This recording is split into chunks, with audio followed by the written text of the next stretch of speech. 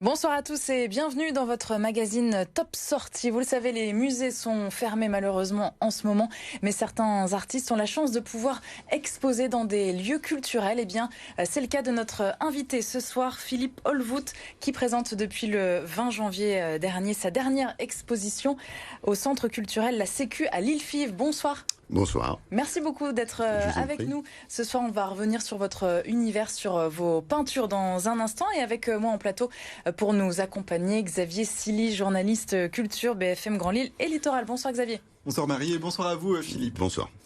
Et direction donc tout de suite l'espace culturel La Sécu de l'Île-Fives.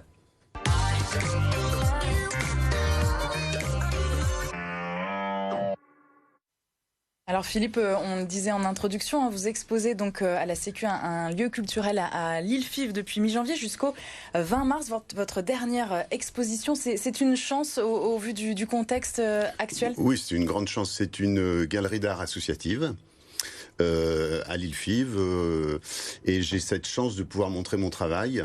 Il y a un petit peu de monde, c'est raisonnable, il y a une jauge. Et c'est une galerie qui vend des œuvres, donc qui à ce titre-là a le droit de rester ouverte. Oui. Justement, c'est vrai Philippe, vous n'avez pas fait de vernissage pour cette exposition qu'on peut actuellement aller voir. Malgré tout, vous le dites, il y a une jauge.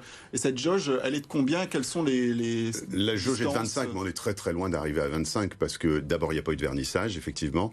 Et c'est vraiment très tranquille. C'est comme un micro-ruisseau. Enfin, les gens sont espacés. Voilà, donc il n'y a pas beaucoup de monde, c'est pas un zénith. Hein. Ouais, c'est une période peut-être un peu compliquée, différente pour les artistes comme vous. Bien sûr, je pense que les artistes comme tout le monde, c'est une période qui est très difficile pour tout le monde, on a plus que ras-le-bol.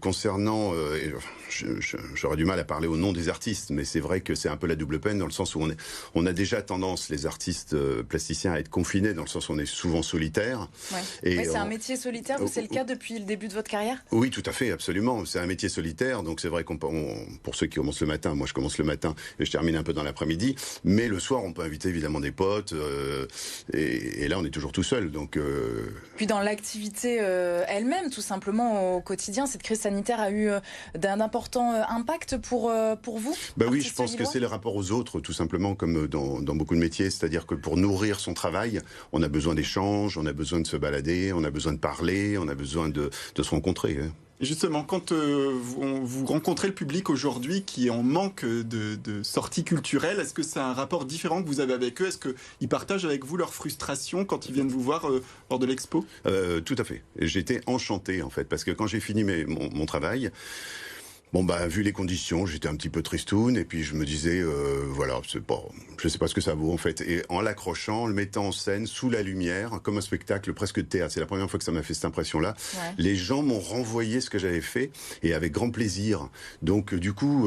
C'est une sensation différente de d'habitude, complètement, parce que d'habitude, on fait son travail, on rencontre des potes le soir, on en parle, alors que là, c'était vraiment le confinement, et on sort son bébé dans la lumière, et tout à coup, on a les compliments, puis le regard plaisant des gens qui peuvent aller voir une expo. Ça décuple le plaisir, vous avez des gens qui disent « ça me fait du bien ». Ah mais totalement, c'est vraiment le panard, c'est le pied, quoi. On continue donc avec votre exposition, la grande saison des pluies, c'est le nom donc de votre exposition à la Sécu à l'Île-Fives.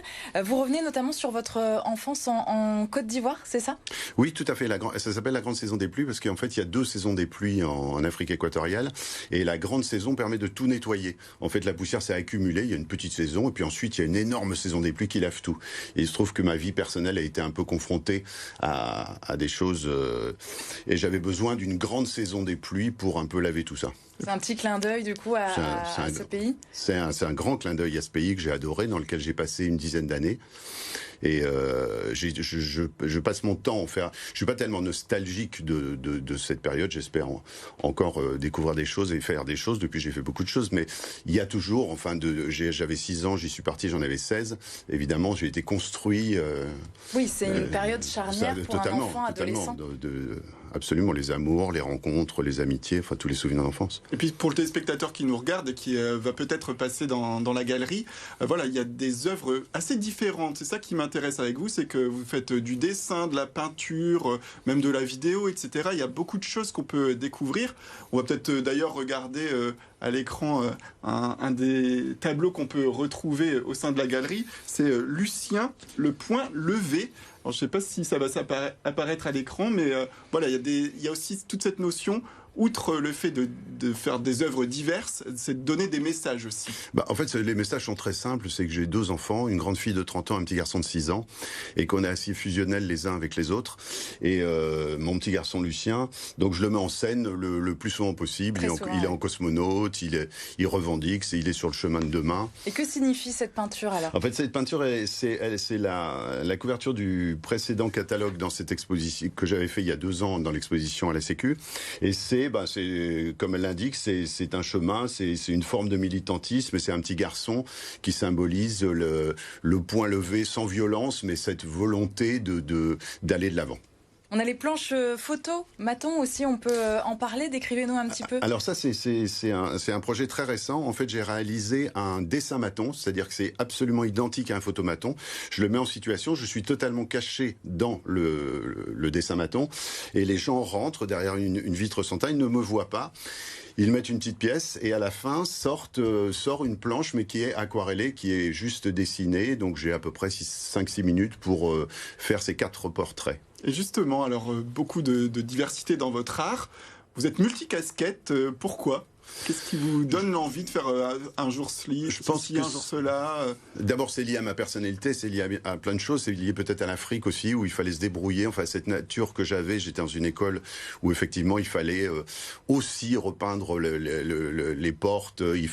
C'était pratique. On n'allait pas à l'école comme c'était un acquis. Il fallait se construire avec l'école. Donc il y a peut-être de ça. Et puis il y a aussi le fait que je fais un travail qui est assez difficile économiquement, et que j'ai cette chance de pouvoir faire effectivement de la vidéo, de la peinture, du dessin de presse, des fresques.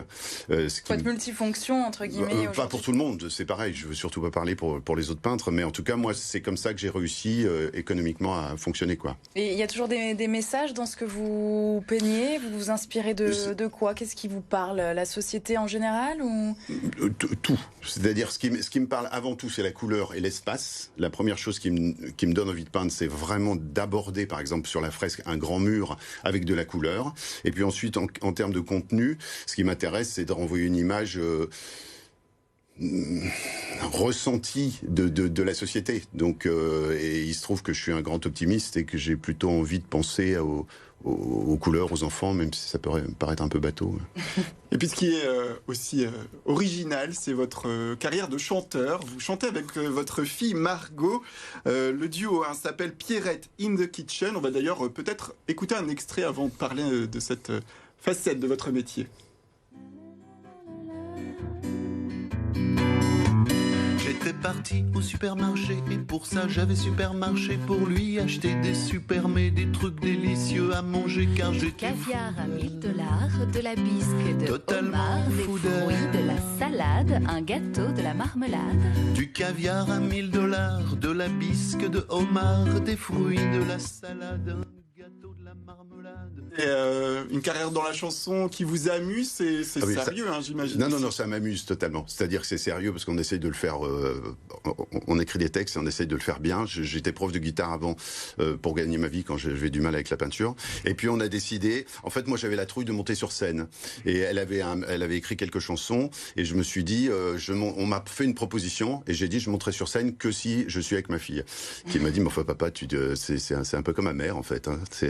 Elle m'aide aussi. Et alors, ça fonctionne bien, ça marche bien, il y a des concerts. C'est-à-dire qu'on s'aime, je crois qu'on s'aime beaucoup. Et du coup, je pense qu'on a eu des retours comme quoi notre complicité sur scène était sympathique. Vous avez de quoi voir venir avec votre fils de 6 ans, du coup. Oui, tout à fait. C'est un potentiel énorme, là, 6 ans, parce que votre fille est grande maintenant. Je viens d'acheter une batterie. Ah. Mais mon fils est plus timide, il est petit. Et il m'a dit, papa, s'il te plaît, pour l'instant, j'ai pas envie de faire de groupe avec toi. Ah, il n'est pas prêt. Non, il n'est pas prêt. On va attendre un petit peu. Tout vient à point. Par contre, il fait de la peinture. Il fait beaucoup de peinture. Et il fait des toiles. Je lui achète ses châssis.